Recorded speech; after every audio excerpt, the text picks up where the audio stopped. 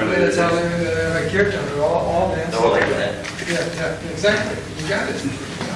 But you know, half the burden on the feet. Yeah, it's true. It's true. Way of deserving.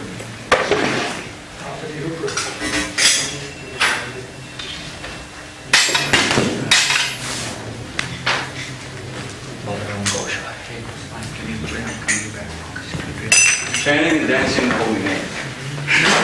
Chanting the holy name. Dancing and chanting the holy name.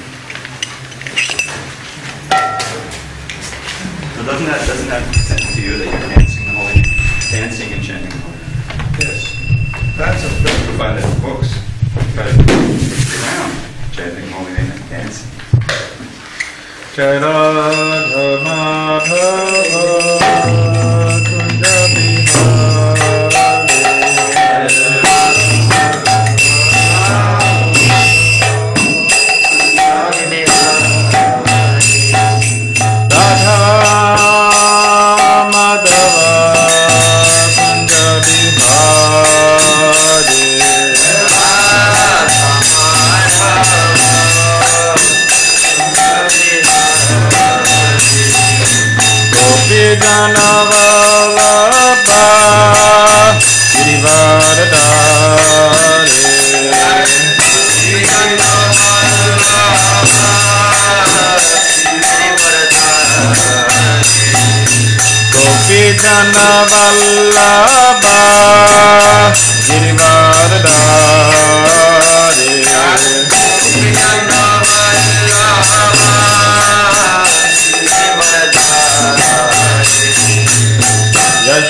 Yashodanandana Brajajanarajana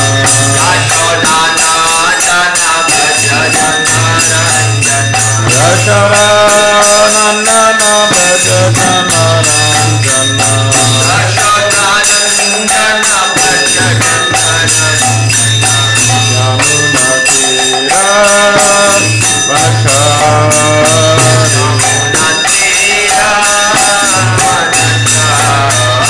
Yamuna Tira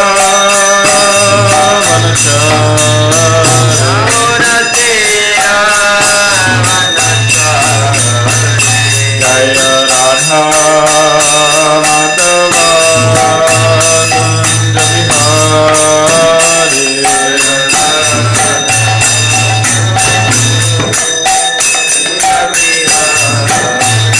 Jaya Radha Madhava Kunja Vihari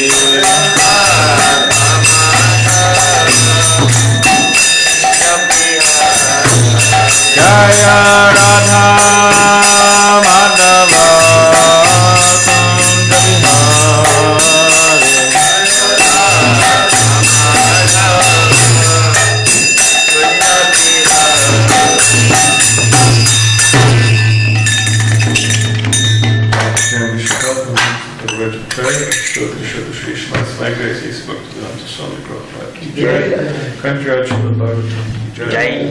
All glories to the assembled devotees. Hare Krishna. All glories to the assembled devotees. Hare Krishna. All glories to the assembled devotees. Hare All Krishna. glories to Shri Guru. Jai Gauranga. Om Namo Bhagavate Vasudevaya. Om Namo Bhagavate Vasudevaya.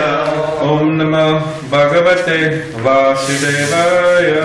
Om Namo Bhagavate Vasudevaya.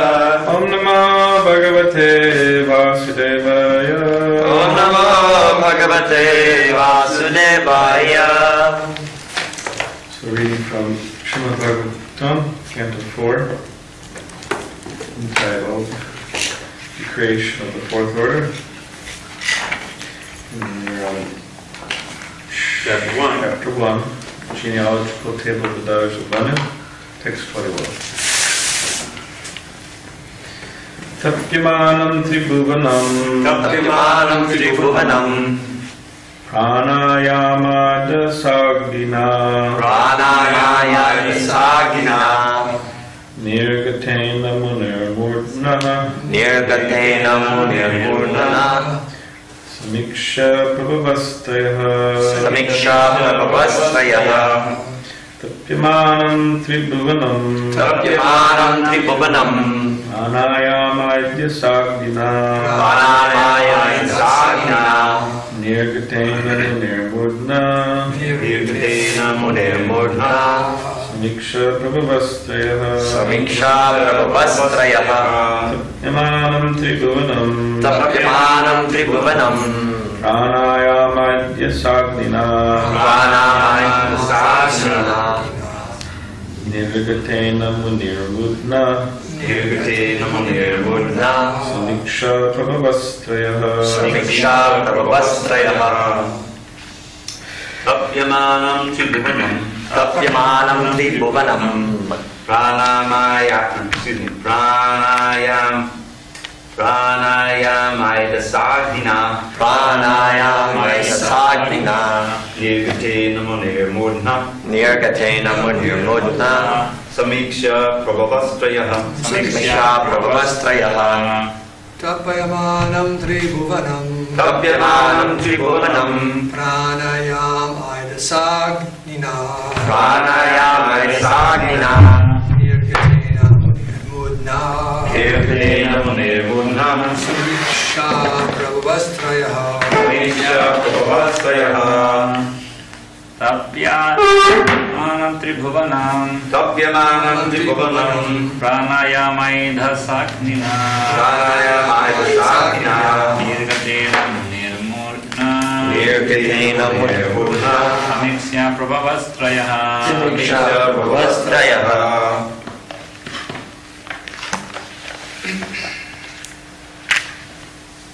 Yes, ma'am. Yes. Tapyamanam Tribhuvanam Tapyamanam Tribhuvanam Pranayama Sagnina Pranayama Sagnina Nirgatena Munirmurdha Nirgatena Munirmurdha Samiksha Prabhavastrayah Samiksha Prabhavastrayah Word by word. Tapyamanam. Tapyamanam While practicing austerities. While practicing austerities Tribhuvanam. Tribhuvanam The three worlds. The three worlds. Pranayama. Pranayama. Practiced by breathing exercise. Practiced by breathing exercises. Hedasa. Edasa. Fuel.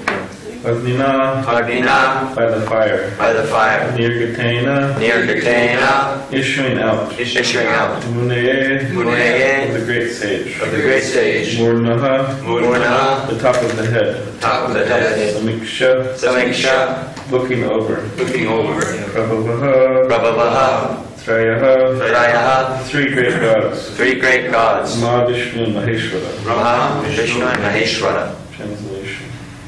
While Atri Muni was engaged in these severe austerities, a blazing fire came out of his head by virtue of his breathing exercise.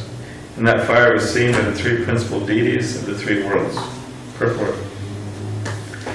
According to Srila Jiva Goswami, the fire of pranayama is mental satisfaction. That fire was perceived by the Supersoul Vishnu, and thereby Lord Brahma and Shiva also perceived it. Atri Muni, by his breathing exercise, concentrated on the Supersoul, or the Lord of the universe. As confirmed in Bhagavad Gita, the Lord of the universe is Vasudeva. Vasudeva Sarvamati. And by the direction of Vasudeva, Lord Brahma and Lord Shiva work. Therefore, in the direction of Vasudeva, both Lord Brahma and Lord Shiva perceived the severe penance adopted by Atri Muni, and thus they are pleased to come down, as stated in the next verse. So I'll read a few more verses. At that time, the three deities approached the hermitage of Atri Muni, accompanied by the denizens of the heavenly planets, such as the celestial beauties, the Gandharvas, the Siddhas, the Vidyadharas, and the Nagas. Thus they entered the ashram of the great sage, who had become famous by his austerities. Purport. It is advised in the Vedic literatures that one should take shelter of the Supreme Personality of Godhead, who is the Lord of the universe and the Master of creation, maintenance, and dissolution. He is known as the Supersoul. And when one worships the Supersoul, all other deities, such as Brahma and Shiva, appear with Lord Vishnu because they are directed by the Supersoul.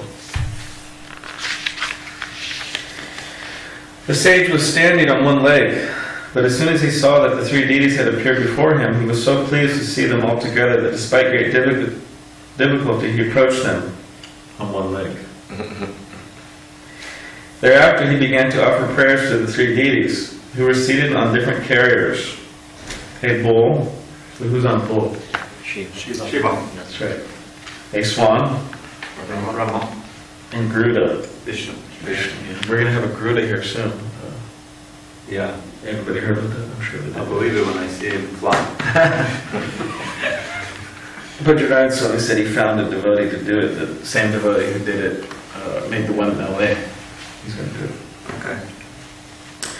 And who held in their hands a drum, kusha grass, and a discus. The sage offered them his respect by falling down like a stick. Purport. Danda means a long rod and vat means like. Before a superior, one is to fall down on the ground just like a stick. And this sort of offering of respect is called dandavat. Atri Rishi offered his respect to the three deities in that way.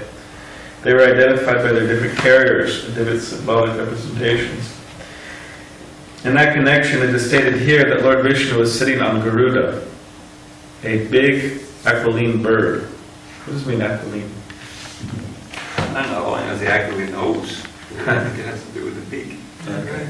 Yeah. Bird. We'll look it up for you. Like an eagle. Like an eagle. Like an eagle. And was carrying in his hand a disc. Brahma was sitting on a swan and had in his hand kusha grass, and Lord Shiva was sitting on a bull, carrying in his hand a small drum called a dundu. Here it says dundu. Atri Rishi recognized them by their symbolic representations and different carriers, and thus he offered them prayers and respects. So read two more. Atri Muni was greatly pleased to see that the three devas were gracious towards him. His eyes were dazzled by the effulgence of their bodies, and therefore he closed his eyes for the time being. Purport. Since the deities were smiling, you can understand that they were pleased with him. That's good. If they all appeared and they were frowning towards him. Their glaring bodily effulgence was intolerable to his eyes, so he closed them for the time being. But since his heart... Okay, so this is next text, which is 26 and 27. So tomorrow's verse will be 28. But since his heart was already attracted by the deities, somehow or other he gathered his senses, and with folded hands and sweet words he began to offer prayers to the predominating deities of the universe. The great sage Atri said, O Lord Brahma, Lord Vishnu, and Lord Shiva, you have divided yourself into three bodies by accepting the three modes of material nature, as you do in every millennium for the creation, maintenance, and dissolution of the cause of manifestation. I offer my respectable obeisances unto all of you, and beg to inquire whom of you three I have called by my prayer. Purport. Atri Rishi called for the Supreme Personality of Godhead, Jagadishvara, the Lord of the universe. The Lord must exist before the creation, otherwise how could he be its Lord? If someone constructs a big building, this indicates that he must have existed before the building was constructed. Therefore, the Supreme Lord, the Creator of the universe, must be transcendental to the material modes of nature. But it is known that Vishnu takes charge of the mode of goodness, Brahma takes charge of the mode of passion, and Lord Shiva takes charge of the mode of ignorance. Therefore, Atri Muni said that Jagadishvara, the Lord of the universe, must be one of you. But since three of you have appeared, I cannot recognize whom I have called. You are all so kind. Please let me know who is actually Jagadishvara, the Lord of the universe. In fact, Atri Rishi was doubtful about the constitutional position of the Supreme Lord, Vishnu, but he was quite certain that the Lord of the universe cannot be one of the creatures created by Maya. His very inquiry about whom he had called indicates that he was in doubt about the constitutional position of the Lord. Therefore, he prayed to all three, kindly let me know who is the transcendental Lord of the universe. He was certain, of course, that not all of them could be the Lord, but the Lord of the universe was one of the three. This is a little confusing.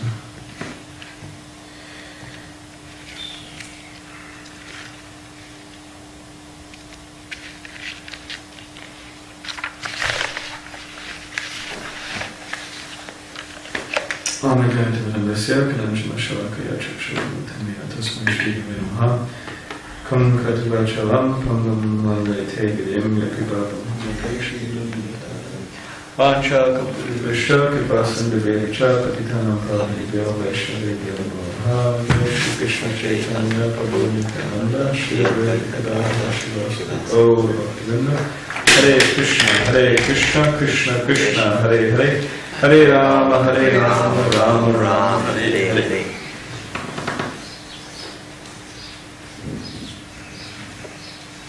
So, in Krishna book,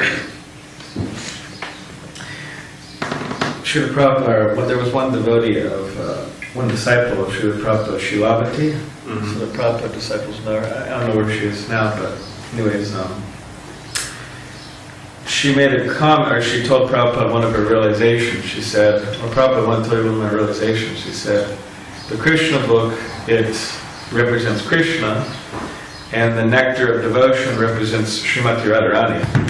And then Prabhupada, raised it, his eyes became big, and he said, oh yes, very good realization. Anyways, I just thought about that because I was going to talk about some chapter in Krishna book. So in Krishna book, chapter 89, it's called the Super Excellent Power of Krishna. There's a description there of sages. The sages are sitting on the river Saraswati, and they're discussing who is supreme. So who is supreme? And was it Shiva? Was it Lord Brahma? Was it Vishnu? They were discussing this. They weren't sure also. There's one disciple of, his name is Bhakti Swami. He's the temple president in Salem, South India, Tamil Nadu. He's from Croatia originally. Very nice, jolly devotee brahmachari there. But he wrote a book recently. And the book it's a book describing different gods, like Ganesh and Shiva and Kali and all these different gods, and Krishna, Vishnu. And the book is entitled Who is Supreme? So it's a book he published and they distribute there because, within India and America, some people are confused who is supreme. So in that book, the cover of the book, it's like Vishnu and Garuda and Shiva and different gods, and then it says the book Who is Supreme, right? And then right under it has the author's name, Gokul Chandra. So Bhakti Swami joked with his disciple and he said, oh, it's a very good book and all that, but I think there's a problem. Right on the cover it says Who is Supreme, and it says Gokul Chandra. So saying Gokul Chandra is supreme. So anyways, they were sitting on Saraswati, on the river, the bank of the river Saraswati, want to know who is supreme. So what they do is they entrust Bhrigu Muni with the mission of finding this out, who is supreme. So Bhrigu Muni, he first goes to his father, Lord Brahma. So Lord Brahma is there. He goes to Brahmaloka, Lord Brahma is there. And Bhrigu Muni, he doesn't offer him obeisances. He doesn't offer him obeisances, doesn't offer him prayers, just nothing. So, right, it said here in the last verse, when someone, before superior, it says they should offer obeisances, dandava. So he didn't do that. So, Lord Brahma was upset. He was, his mind was agitated to do that. And it says in the Krishna book, the Prabhupada says that Lord Brahma was actually going to curse him and condemn him. But Lord Brahma, it said that he controlled his anger in such a way because he understood, okay, this is my son, and I can't do it to my son. So he didn't curse him. But still, he was offended, and Bhrigu Muni it was very clear to Bhrigu Muni that he was offended. So then Bhrigu Muni understood, okay, then he's not supreme. And then he went to Mount Kailash and to visit his brother. And you know who his brother is? Shiva. His brother Shiva. What a brother. Huh? So he goes up to his brother, Shiva, and his brother, you know brothers are, they really go up and embrace each other or something like that. Hello, how are you? So Shiva goes up to him, and then Brigamuni says, hey, back up. You're unclean. You got ashes smeared all over you. You're impure. Please don't touch me. That's what he said. Don't touch me. So then, and then Shiva got upset. He got really upset, actually. He got angry, and it said that he took his trident and he was gonna kill him. But then Parvati, his wife, said, she fell at his feet. Shiva said, please don't do this. This is your brother, and all these different things. So he didn't do it. So Brigamuni understood that he's not supreme, because he's literally, there's not much. There wasn't he lost control. He wasn't tolerant. So, and then Prabhupada explains that there's different offenses one could commit. One could commit offenses within their mind, and he related Brigamuni's offense to Lord Brahma as a mental offense. And then there's offenses by speech. So he related the offense towards Lord Shiva that Brigamuni committed to speech, offense by speaking. Why? Because he said, hey, don't touch me, you're unclean. And then there's offense one can commit to the body, right? The bodily offense. So that will be explained in the next. That then Brigamuni, he went to Shweta-dweep, right? And he went to see Lord Vishnu. So Lord Vishnu was there, and Lakshmi was massaging his feet, the calf's feet, like that. And Brigamuni appears there. And he's really enthusiastic at this point, and he goes up to him and he just kicks him right in the chest, Lord Vishnu. And then Lord Vishnu is very tall. He says, oh, you're a dear Brahman, and please forgive me. I must have not received you properly, and therefore you kicked me. And I hope I didn't hurt your soft lotus foot with my hard thunderbolt-like chest, like that. And he's very tolerant. But Lakshmi, she got upset, and then at that point, you know what she did? She cursed him. What happened from that curse?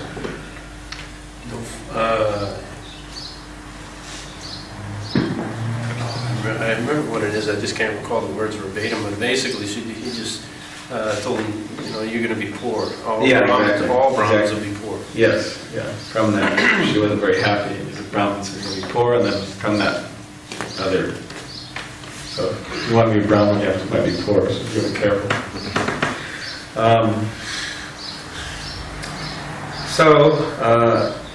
So he understood. Okay, this is he's supreme. This is Vishnu. He's supreme. Why tolerant, right?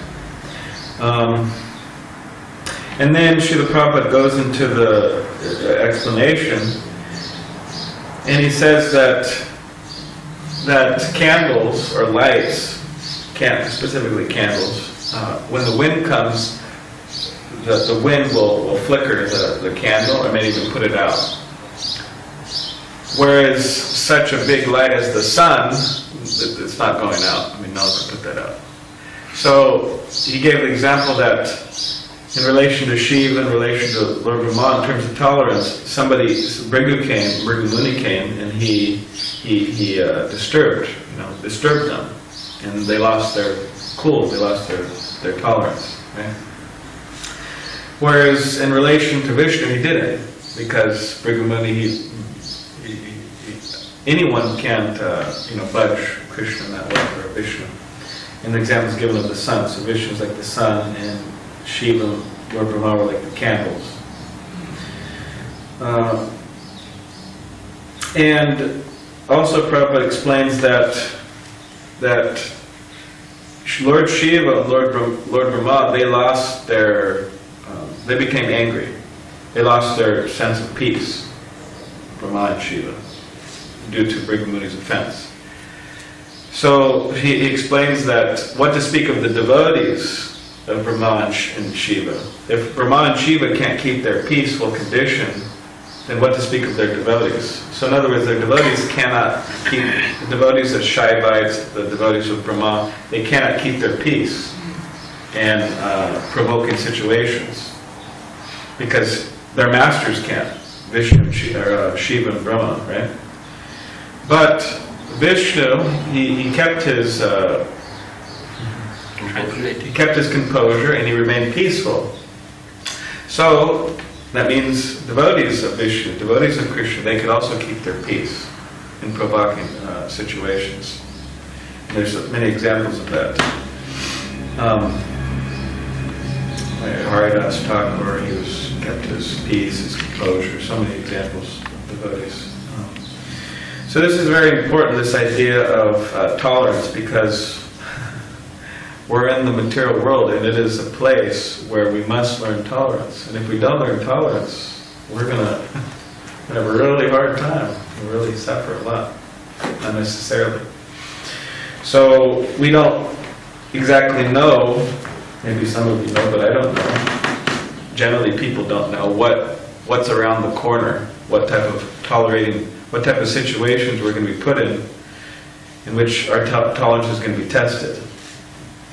Just like I was hearing yesterday, a guy saw me in Vrindavan, and he's cancer. He's taking mercury, which is poisonous. And it says that some people, they take mercury with the idea of killing the cancer, but because they don't do it properly, the mercury kills them. So when you take mercury, you have to drink, I think it was like 9 liters of water a day, why is it 9, whatever, was it? That's like equivalent to 2 gallons. Yeah, 2 gallons. So you have to drink a lot of water, eat very little. So he's going through this process right now. And yeah, I mean, he can't lay down because of his back. He can't stand up because he's too weak. He can't, whatever way situation, his body is in pain, in a lot of pain. And he can't take pain medicine because it'll affect the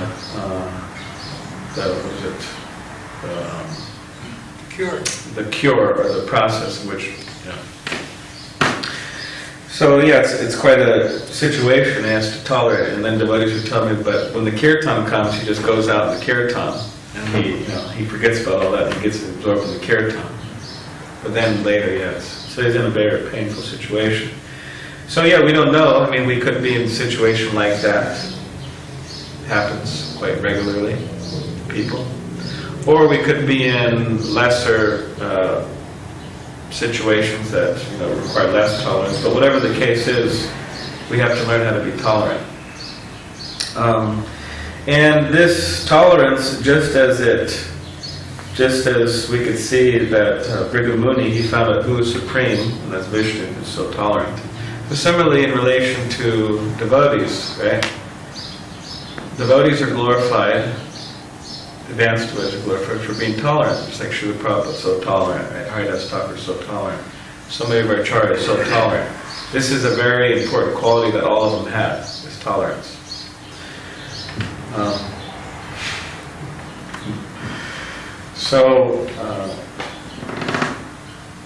was just joking. So, in my mind I was thinking, so if you want to be glorified as advanced devotee, you got to learn how to be tolerant. But of course we don't want to be glorified as advanced devotee, but joking.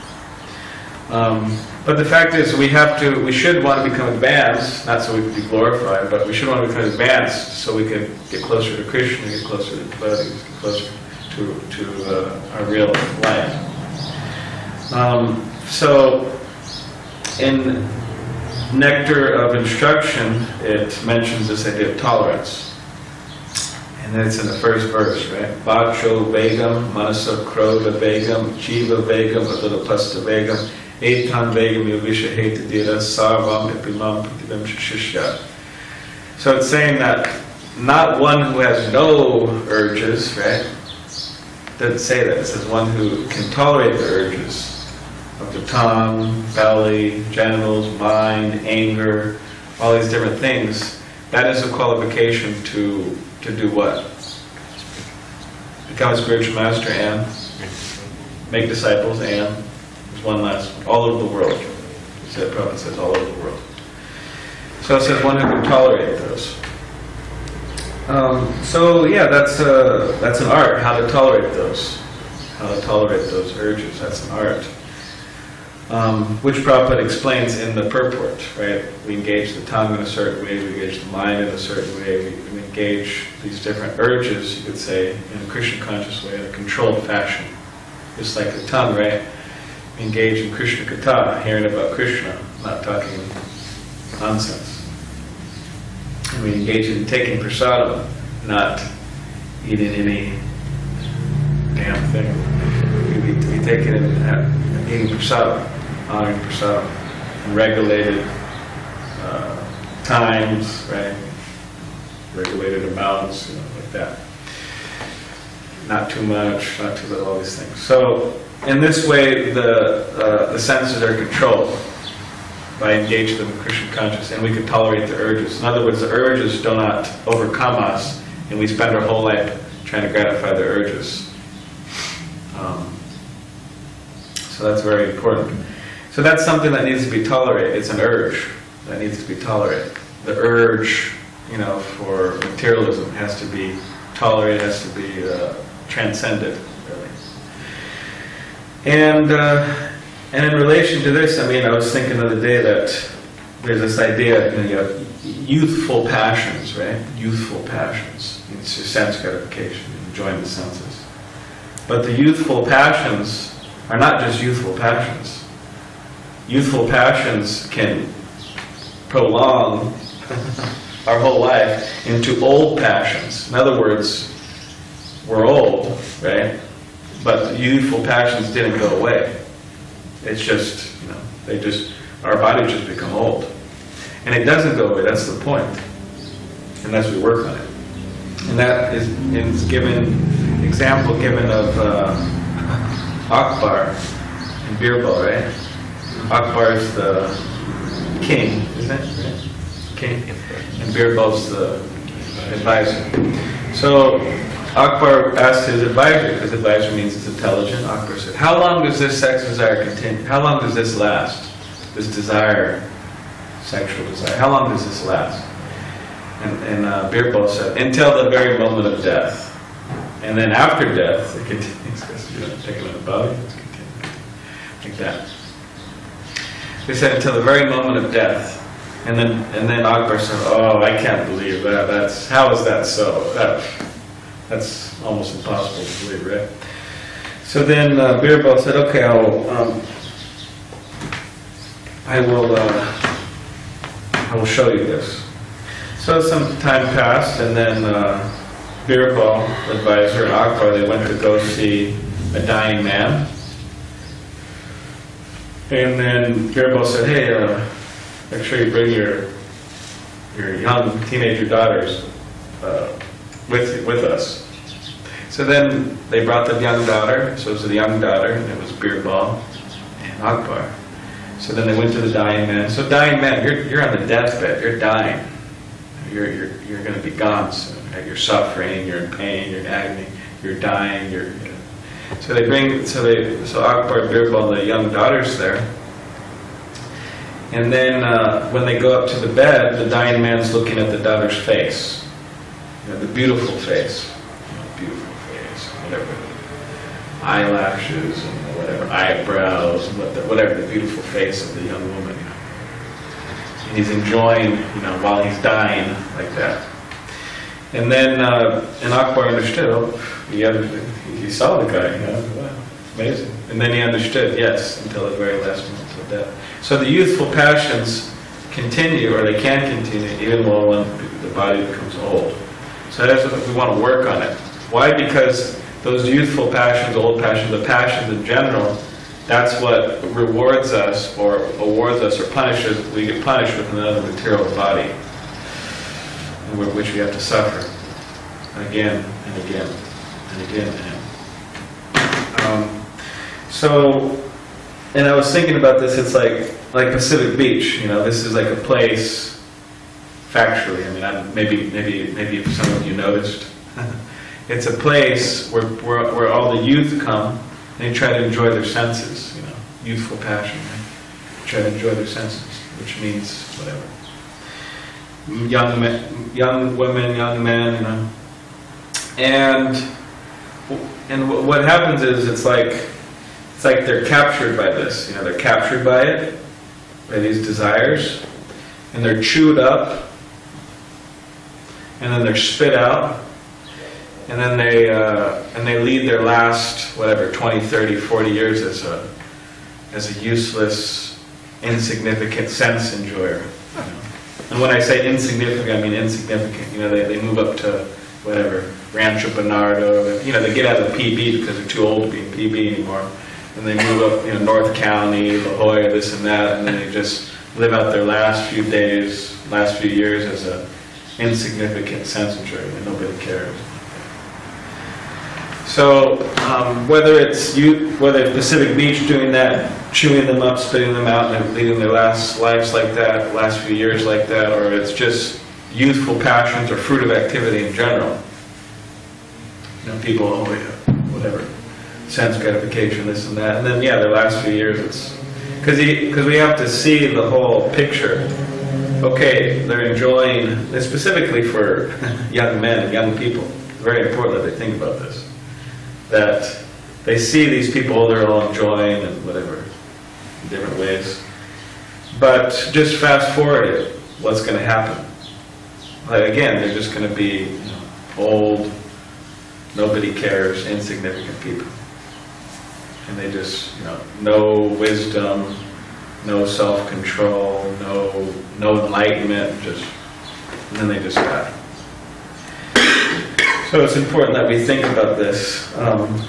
And why? Because we ourselves, it's not that, there's been many devotees who get caught up in this, youthful passions and sense gratification, fruit of work. And then they also more or less become like that. So we have to be very careful. So yeah, this is important to think about these things and to be thoughtful, because if we're not being thoughtful, I mean, it's really bad. It's really dangerous actually, because if we're not thoughtful, then we're bound to get ourselves in trouble. Even thoughtful people get themselves in trouble. What to speak of people who aren't thoughtful? Right? It says in Bhagavad Gita, Krishna says, even a wise man endeavoring to control the senses, sometimes their senses, take them away. And he even says that a transcendentalist is fully engaged in devotional service, all these different things. Sometimes they're taken away. So what to speak of people who aren't? So we have to try to become. So in other words, it's saying very serious people sometimes become bewildered. What to speak of? People aren't serious. We have to try to become serious. So anyways, the time's out, so does anyone have any, yes, Zach, that was quick. Where was that pastime from, the first one? That pastime is from chapter 89, Krishna book, the super excellent power of Krishna. From Vishnu Shiva? Yes. Is that from Bhagavatam or is that pastime? Well, the Krishna book is the summary study of the 10th canto. So it is pastime in 10th? Yes. Prabhupada? No. Prabhupada, interesting, because I read the 10th canto, how it's been translated by BBT, and then also Vishnu Thakur's commentary. And there's certain things Prabhupada puts in there that aren't in both of those, which is interesting. Like he says, as far as I saw in the BBT and the Vishnu Thakur commentary, he says when Vrikasura wanted to kill Lord Shiva, he didn't just want to kill him, but he wanted to kill him and take his wife, Parvati. It says that in Krishna book, but as far as I remember, it doesn't say it in BBT translation or in Vishnu Thakur's commentary. And Prabhupada adds that, which makes sense because demon, the Suras are into that, right? Hiranyakashipu, money and women, for sense gratification, right? It makes sense they would want to do that, but it doesn't say that in other. So yeah, it's but the pastimes in the Krishna book and also in the 10th canto. There are other commentaries that Prabhupada used that are there, so that maybe that's true. Could be his own. Yes. So a while ago when Nanda Prabhu was here, he was saying how the pure devotee isn't one who has zero desires, but somebody who doesn't act on those desires. put in the back of the mind, on the back burner. And, I mean, from what I've gathered, a pure devotee goes back to Godhead. So, but when you're saying that sexual desire lasts up until the moment of death. Sometimes. Okay. And you don't act on it. Are you still eligible to go back to Godhead even if you have that latent desire that you haven't acted on? Well, the first thing I thought is that, I'm not exactly where this is from, but you hear devotees say it, so I hope it's true, and I think it is mixed, but I need to look it up. But it says that in previous ages, well, actually I know because in the Bhagavatam there's a whole pastime that explains this, but in previous ages, when you commit a mental offense or a sinful deed, you can do that with mind too. Then you actually have to suffer for that. You get punished for that specifically. Whereas in this age, there's a little lax on that. But it says that if you do a good deed, even in your mind, in this age, you get the benefit. So, there was this case where Prabhupada was giving a talk and he said, in order to go back to Godhead, you have to be, I think he said you have to be 90% free of material desire. You can go back to Godhead. And all the devotees were feeling really, they're feeling depressed. Like, I can't do that. And then Prabhupada sensed that. He said, okay, you have to be 80%. And still the devotees, they might have said jive, but still you can see that they're depressed. I don't need to do that. And he kept on going down, right? He went to 70%, whatever it was. So you have to be free of material desires to a certain percentage. And then Srila Prabhupada said that actually, yes, I have the key to the back door. So you just, cling on to me, I have the key to the back door. So, as it has been stated many times by many devotees, Prabhupada would state that you chant 16 rounds, you follow regulative principles, 4 regulative principles, you try your best to spread the Sankirtan movement, he said, I'll take you back to Godhead. So there is some Srila Prabhupada has, by his statements, there's many statements that we can look up. He said many times, more or less a simple process to go back to Godhead. So, and even if we're not,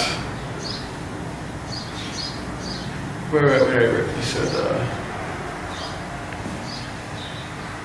I heard this really nice thing in the Tamal Krishna Goswami lecture. He was saying that, he was explaining how Prabhupada told him something in relation to this. Yeah, you chant 16 rounds, you follow the principles, and you try your best to spread the Sankirtan movement. And he said that even if you're lacking something, in other words, if you're not completely pure, Chaitanya Mahaprabhu will come and cover you. In other words, he'll purify you or cover you and take you back. So that's there. But we shouldn't kind of get too wrapped up in like, I'll just, I don't have to do that much. We should try to do as much as possible. It's actually sinful when we don't do as much as we can. Like for some people, some people wonder, oh man, how'd that guy go back to Godhead? He was kind of a rascal, he pooped his round sometimes, whatever, he was a jerk something, but it seemed like apparently he went back to Godhead. So how did he go back to Godhead? In other words, he's a struggling case, and maybe he had some special mercy. So hey, maybe I should be like that too. But maybe my capacity is more than his capacity. But he was trying his best, but his best was lower than my best, for example.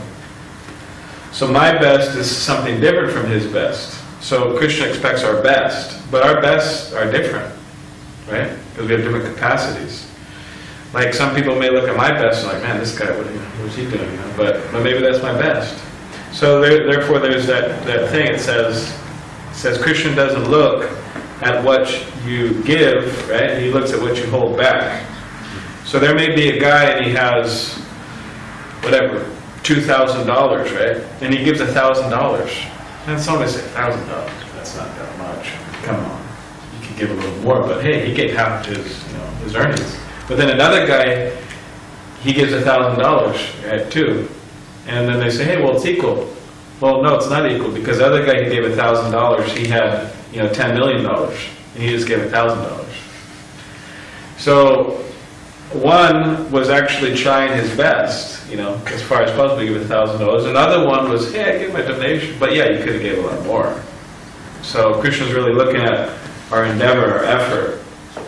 So, some devotee, he asked a question at the Sunday feast of the day. He said, "Oh, it seems like what do we exactly have to do to go back to Godhead? It seems like some people they kind of get off easy, and some people have to struggle more." But this relates to the same point that, again, we have different capacities. So it's actually wrong and sinful and immoral if we don't try our best individually. Yeah, which may be different. So I don't know, I hope that maybe other devotees have comments or. I distinctly remember reading, maybe it was here in the lecture, I kind of mixed them up, that Prabhu said, if you have the slightest material desire, you can't go back to God. Yes. That's in there. That other pastime is there. I don't think he started from 90%, I think he started from 100%. Yeah. And then bring it down. Yeah. And keep it back.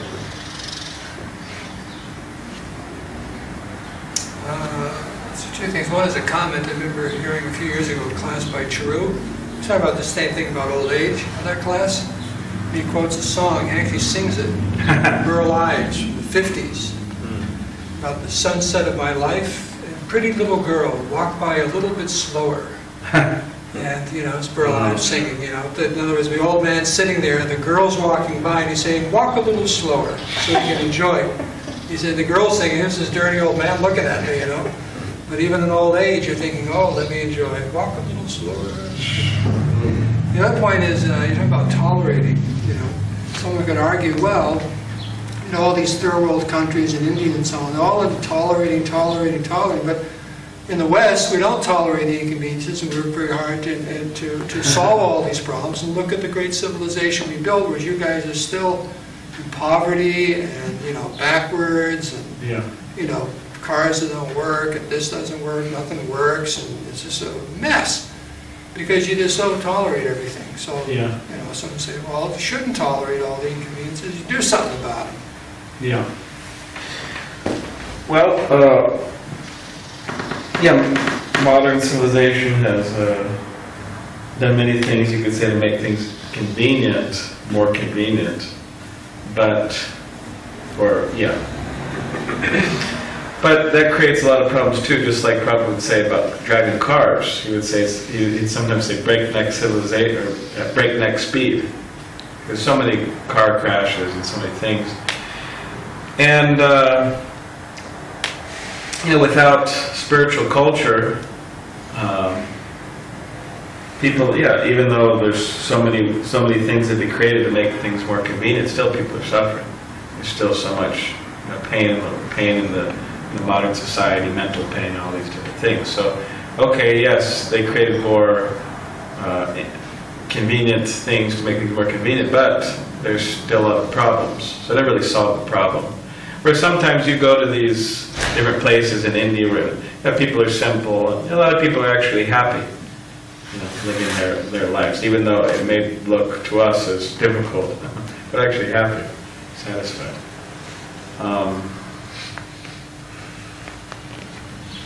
So, I don't know if that's... after all, if you're looking for satisfaction, you're not looking for the technology. Yeah. So that's the perfect answer. And it's right there in the Bhagavatam. Dukkha shadaptalati dukkam. That your supposed solving of a problem creates worse problem. I was just reading the disaster of the internet for young people. Tremendous amount of anxiety and fear. They've done studies. What is it? FOMO? Fear of missing out? That's, fear of missing out. Yeah, they can get glued to the ridiculous screen for hours and hours and hours. And what it does is it alienates all these kids from each other. It's hard enough growing up as an adolescent, oh God, is everything in place, walking in high school. I mean, I went to high school studying in '61. Because I wasn't a clothes horse or anything. I was, a nerd. But still, it's difficult. You're trying to get yourself together. Who am I? You know what I mean? And imagine that now I have thousands and thousands of people judging me. And if I don't get on there, they may be saying something about me that I don't know. I have to, and it's the internet now. It's so wonderful. Calling somebody. But the downside is that the mentality, the consciousness is being corroded and alienated. It's insane. Yeah, I actually remember when the first iPod, is it called iPod? Yeah. So it came out iPod, is it with the screen and the... Well, the first one had no screen, it was just playing music. Oh, I'm talking about the one with the screen, what do they call it? iPod, yeah. iPod mini thing, whatever, with the screen. So I remember when that first came out, years ago, and then when we went to SDSU, right when it came out, I walked on SDSU, and I saw practically everyone, not everyone, but practically everyone. They're all sitting on the bench like this. Yeah. It was interesting because now it's definitely everyone. Yeah. I think Zach had something, but it's kind of getting a little late. Maybe we could. Yeah. srimadbhagavatam. Srimate Bhakti Vedanta Swami Namaste Saraswati Devi Gauravanta Charini. Somebody asked us a couple of weeks ago, 60 letters, no one have time for it. These are so really this. The body has all kinds of things, but the body doesn't. You're basically saying that we don't want to be a creep. Instead, we want to be a sadhana. I heard that somebody asked Prabhupada, are you free from sex? I said, no, I have no time for it. Oh, that's a good one. You're saying we shouldn't try to be a creeper. I'm pretty sure I didn't have one. But my question was that in Kali Yuga, you shouldn't try to be a creeper. I'll make one. Yeah, just be a creeper. So, but in Kali Yuga, can anyone actually be a sadhana? But I asked from one creeper. Yeah, So it's like a category. but it's not that when Kripa he's there, it's like it's almost like it's kind of referring to like a full on like Kripa was you practiced it, man. Like that mouse. I mean, there was It's like a full on, Like the mouse who lifts up.